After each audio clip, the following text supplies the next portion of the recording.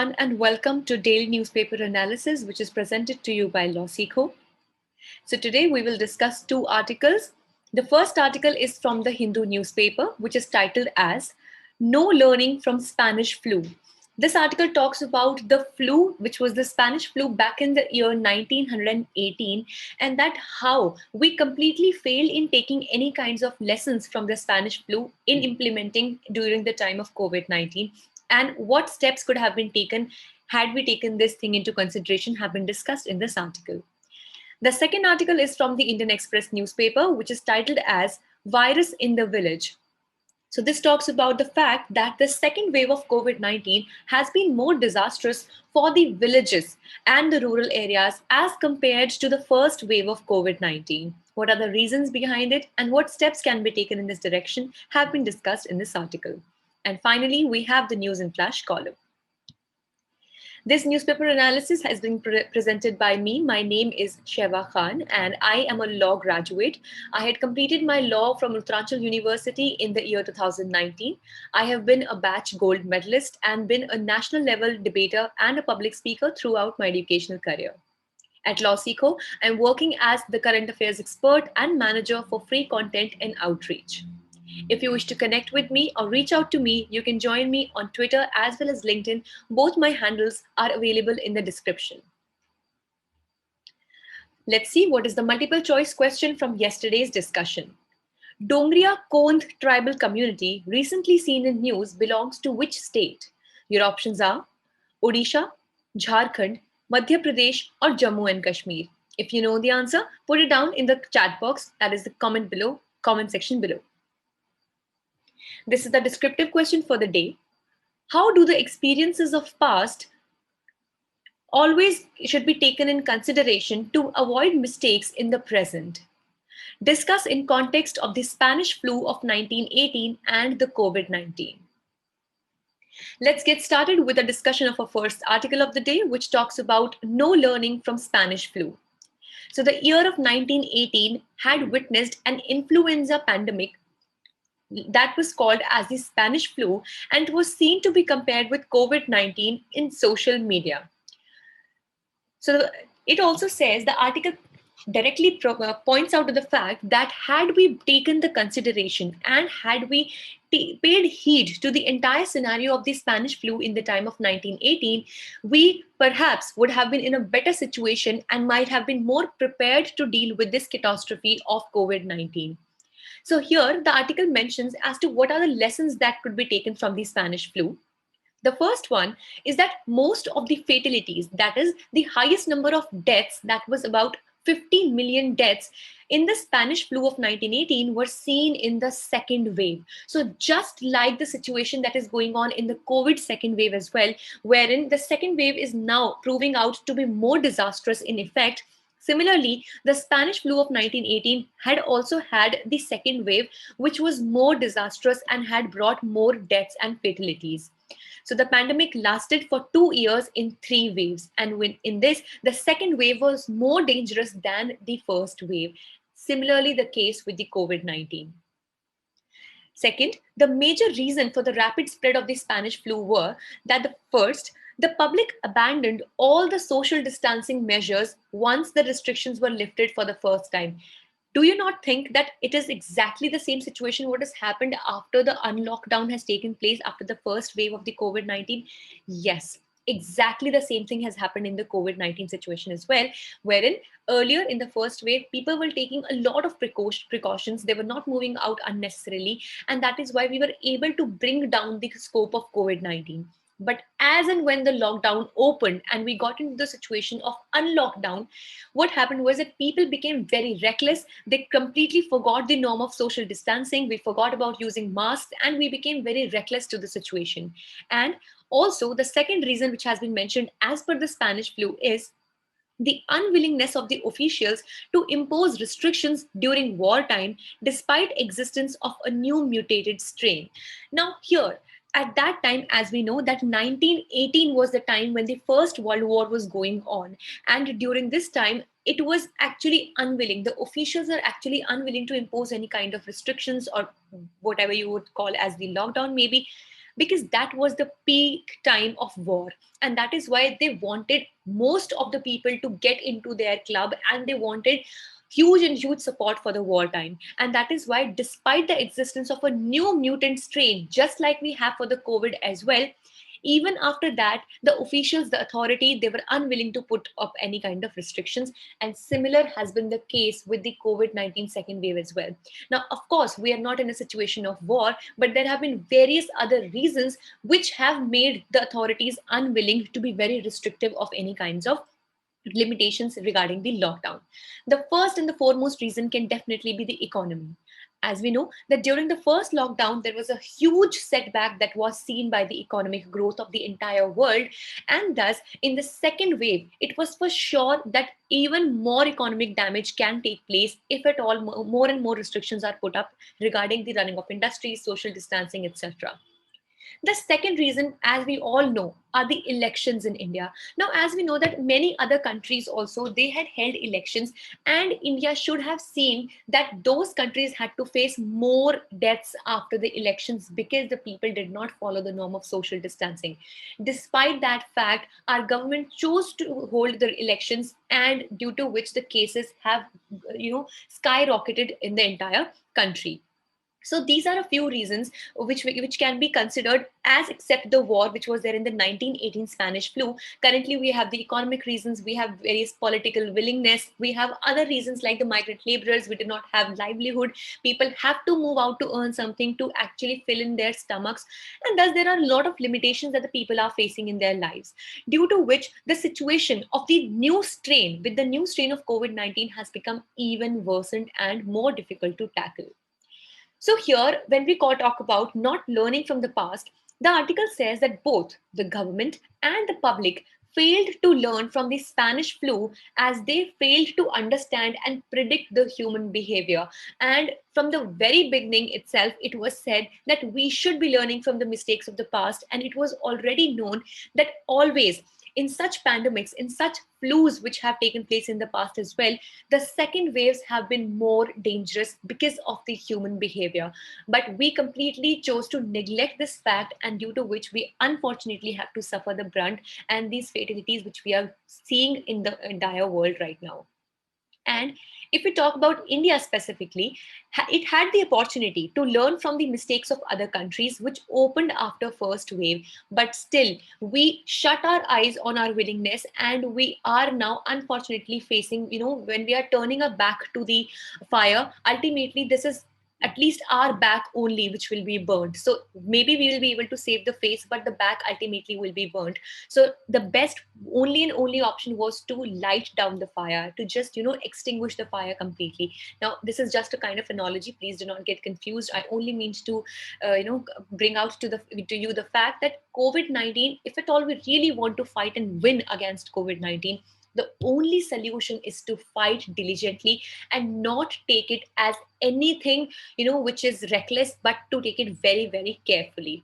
And the reasons for India's crisis are two. Firstly, the overconfidence in the government's ability to manage the pandemic. So as we said, that the government was very much confident, and that is why maybe it came up with the idea of hosting the elections. And they were quite confident of the fact that they'll be able to handle the pandemic in the second wave. But clearly, that isn't the case. Second, underestimation of the ability of COVID-19 to cause infections and deaths in the second wave. Now, I know you must be surprised by something that what I'm going to say, but there have been people who have come up to the forefront, and they're claiming that there is nothing like COVID-19 that exists. Like, can you imagine that lakhs and lakhs of people are dying across the globe, but yet there is a group of people that does not even acknowledge the existence of COVID-19. So this ignorance, this underestimation of the ability of COVID-19 is another human behavioral problem which has given a wider way to the COVID-19 situation to expand and to kill more and more people under its purview. So definitely we need to learn with these mistakes, and we still have time in our hand, and we should be more careful. And as individuals, I would like to take this opportunity to request all of you to please take care of yourselves. If at all you have any symptoms, there is nothing bizarre that is going to happen. Please get yourself tested, please take the vaccines, and also please make sure that you are maintaining this norm of social and physical distancing. And this does not really have to be only with the people who are outside the house, but also if at all you're feeling any kind of symptom, please make yourself aloof from your family members, because I'm sure you love them, you care for them, and get yourself tested. Everything is going to be fine, trust me. And I'm really, I would like to take this opportunity to reach out to you guys and request to you all to please stay healthy, stay safe, and to stay positive. Not corona positive, of course, but yes, by attitude, by behavior, we all need to think positive. Only then we can fight against this disaster in the world. Anyway, let's get started with the second discussion of the day, that is about the virus in the village. So the article says and points out that there is growing concern about smaller towns and rural areas. So it says that the big cities are showing improvements, but unlike the previous wave, the second wave is trying, or it is hitting more in the to the rural areas or the smaller towns. So in a way, both these articles discuss about the same thing, that is the spread or the most or more disastrous impact of the COVID-19 second wave. So this actually talks about the growing impact of COVID-19 in the rural areas. So if we at all we talk about the wave differences, so during the first wave, the rural areas were not much affected. Now all of us know, as there were travel restrictions and there were no large gatherings in the villages. And the virus had slow transmission, as the villages definitely have lower population, and then they're not as densely populated as well. And then people live in well ventilated homes, work in open fields, and comorbidities are lower. Now by comorbidities here we mean that some kinds of diseases, like they might have diabetes like sugar, or they might have problems of blood pressure, heart ailments, etc. So they're all considered to be as comorbidities. But surprisingly, during the second wave of the COVID-19, the rural areas were largely affected. The reasons are, firstly, of course, the elections. So the vigorous campaigning by the government, and surprisingly, these campaignings took place even without the basic necessity of masks. Now, definitely, this had some bad impact on the entire situation. And thus, the vigorous campaigning, huge crowds, and frequent visits by outsiders definitely added to the problem, and definitely brought in the new strains of COVID-19 in the rural areas as well. Now, the second reason is the Kumbh Mela, of course. So many villagers, they traveled to the festival and returned with the virus. So definitely now, when lakhs and lakhs of people were gathering beside the coast of Ganga, beside the bank of Ganga, so they all were, very closely, densely populated with one another. And definitely there was huge and possible chance of carrying the virus from one person to another. And that definitely has taken place. And thirdly, the Trojan horse, which means erroneously assumed countrywide herd immunity and lack of anticipation of second wave. Now, when we talk about the herd immunity, in this case, what happens is, for example, there are 100 people who live in one particular community, and one by one, they have some or the other kinds of symptoms of that particular disease. Now, let's say in this situation, the COVID-19. So some might have the complete symptoms, some might have only the asymptomatic system. Now, in such a situation, what happens is that after some specific period of time, the entire community of this 100 people becomes immune to that particular disease, because they now have developed the antibodies against that particular disease. So that also many a times is calculated by the means of seroprevalence. You must have really heard this entire term, which was a lot into news when the seroprevalence of Delhi and various other cities was being calculated. So we could, as much as I can recall in this situation, the maximum seroprevalence that Delhi could gain was approximately for 23 to 25%.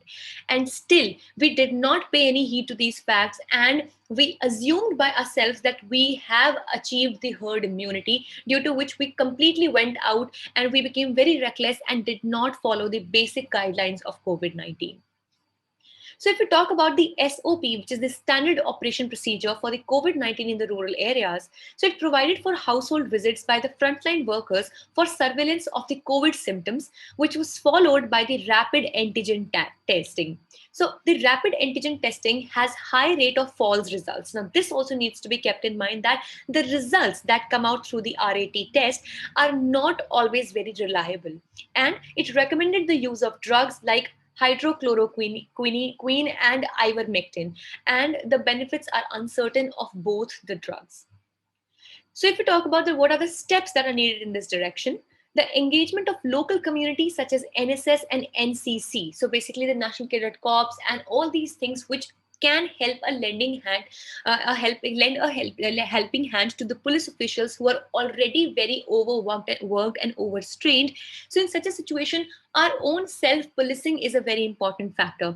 So when we ourselves take a promise that we would not be breaking any kind of guideline and we would take care as a responsible citizen, definitely the workload of these officials will reduce. Secondly, emergency transport system. So if in this we have the system of ambulances, we have the system of oxygen carrying buses, trains, etc. So the such emergency transport system should be made smoother. Thirdly, decentralized planning, delivery, monitoring at the district level. So obviously decentralization of all the resources, all the decision-making powers as well should be done in terms of planning, delivery of various services, monitoring at the district level. And finally, prioritize the 45 plus vaccination and provide emergency transportation. Now, as I was also telling you that we should be getting vaccinations and all of us should go up for the vaccination. But yes, of course, this doesn't mean that we should completely forget about the priority as to who deserves to be given the vaccine at the first place and who needs the vaccines in the first situation. So definitely the priority should be given to the 45 plus age group, and then when all of this is sorted, we also, if at all the surplus is even currently available, we should all go for the vaccination drive. With this, let's see what do we have for news in flash.